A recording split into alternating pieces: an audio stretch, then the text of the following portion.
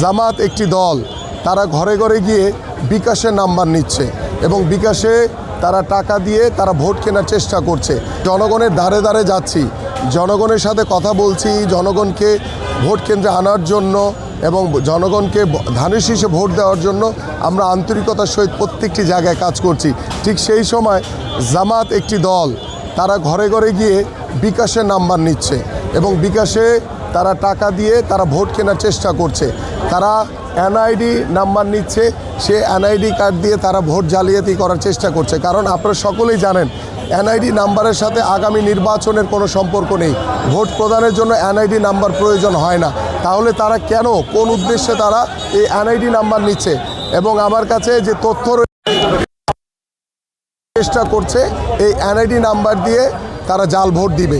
এবং আমি ইতিমধ্যে আমাদের দলীয় যে কেন্দ্রীয় জায়গায় আমাদের যে নির্বাচন পরিচালনার যে যারা মুখ্য দায়িত্ব পালন করছেন তাদেরকে বিষয়টা অবগত করেছি।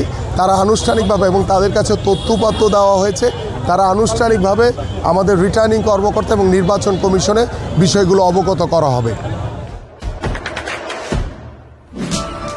দেশে দেশে সবার সাথে দ্য নিউজ।